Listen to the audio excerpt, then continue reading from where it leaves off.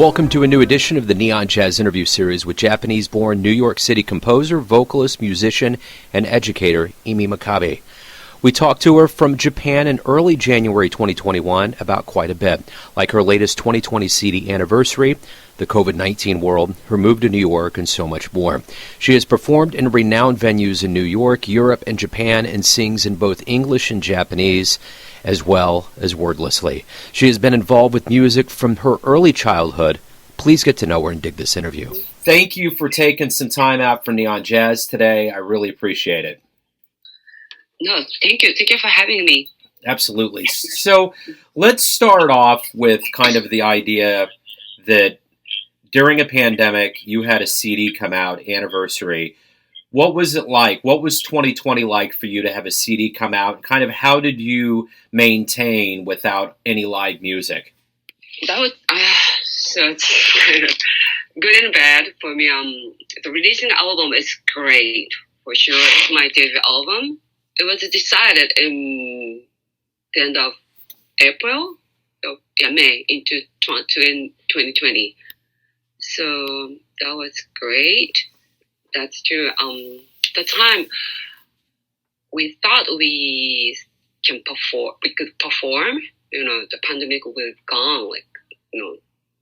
After summer, so at least we could start performing in winter. But we couldn't.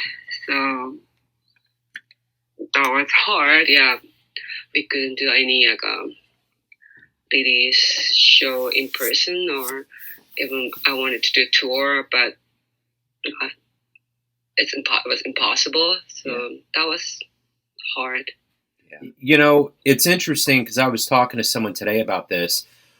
I know I've done a lot of interviews with musicians since March, and I think when this started, there was a notion that it was going to be a blip on the radar. It was going to be something that would get in the way for a while, but we would get over it and move on. But it almost seems like now it's a way of life. We still aren't sure when this is going to end. You know what I'm saying? Like, we're really making it a part of our daily lives now in a way that I don't think we ever expected we were.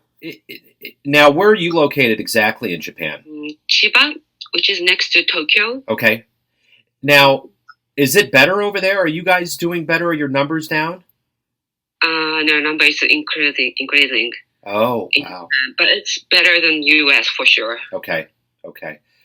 Well, and I guess they expected that during this time. So you have a very interesting story. I've always been fascinated by the Japanese culture because they've always loved and worshipped jazz. And I'm curious, from your perspective, why is that? Why is it that the Japanese people love American jazz so much?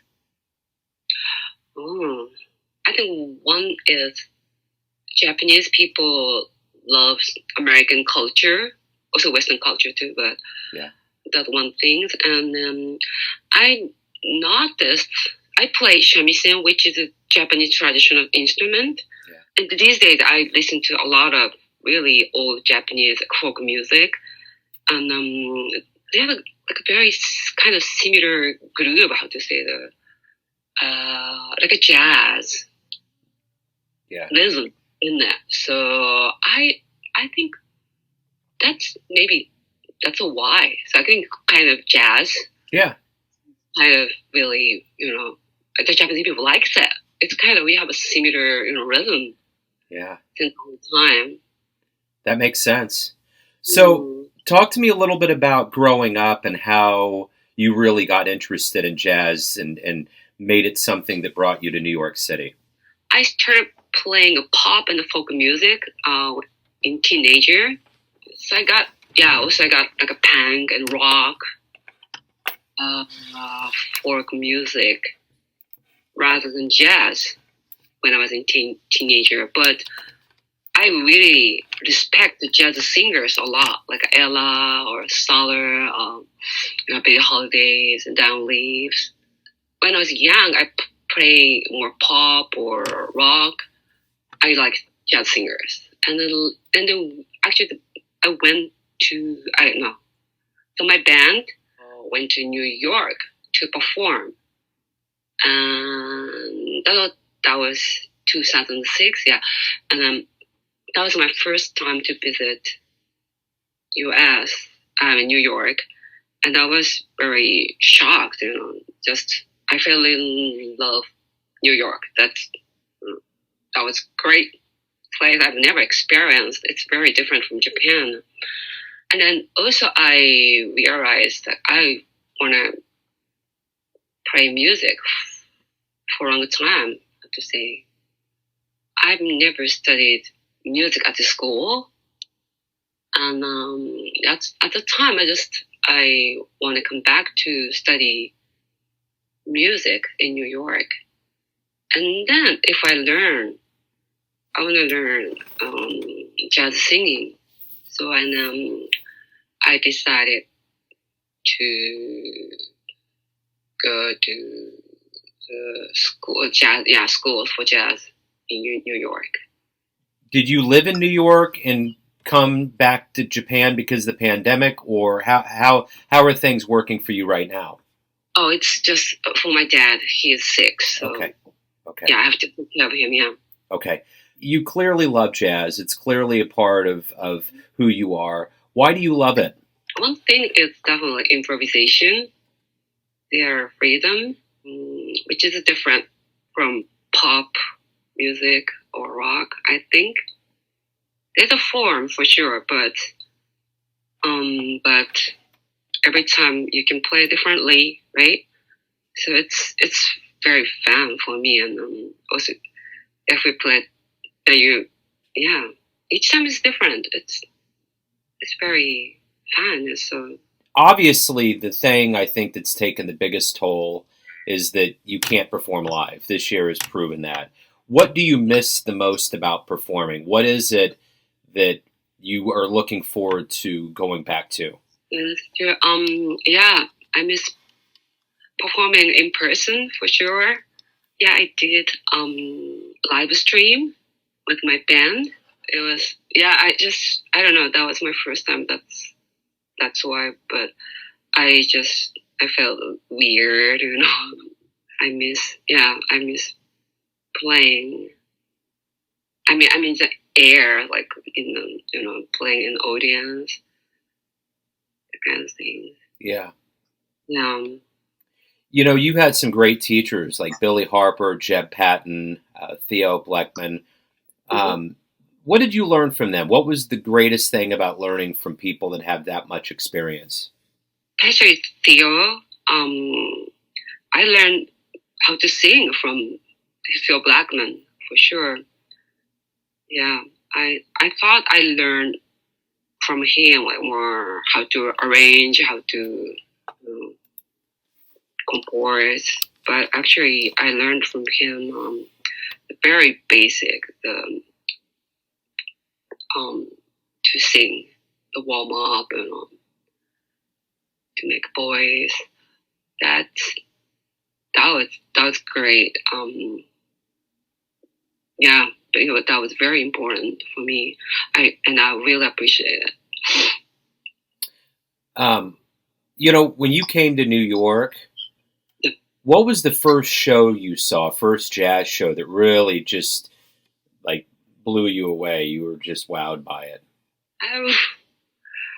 I watched so many great shows in New York. Oh, I remember Bill Frisell played at British Vanguard with his quartet, I think. Yeah, that was just blew my mind. Like, yeah, I've never experienced that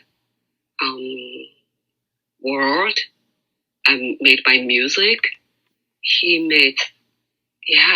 changed the atmosphere. How to say it? Bill, right? Yeah.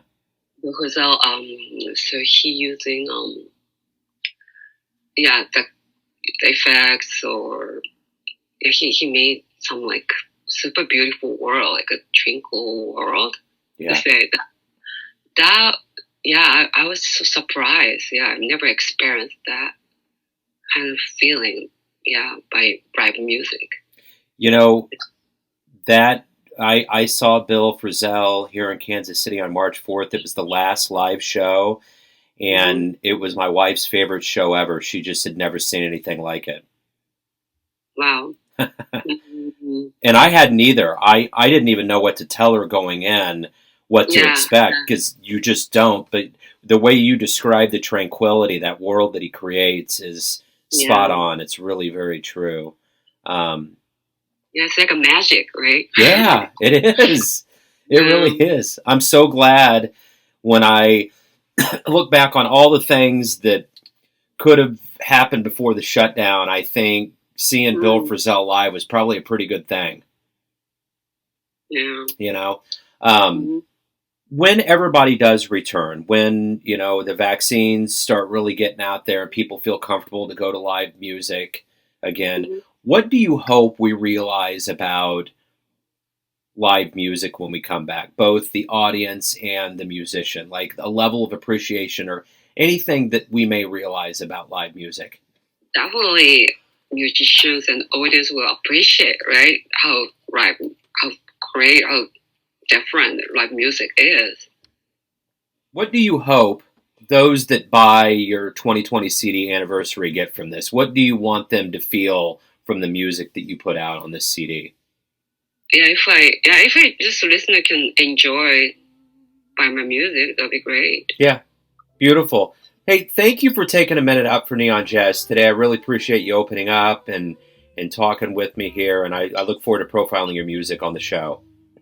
Okay, thank you for having me. Thanks for listening and tuning in to another Neon Jazz interview. We give you a bit of insight into the finest players and singers in Japan, New York City, Kansas City, and spots all over the world, giving fans all that jazz. And thanks to Emi for her time, music, and story. If you want to hear more interviews, go to Famous Interviews with Joe Domino in the iTunes Store. Visit neonjazz at youtube.com. And for everything Neon Jazz all the time, go to the neonjazz.blogspot.com.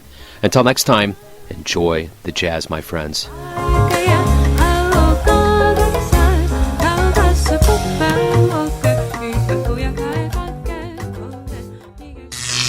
Neon Jazz.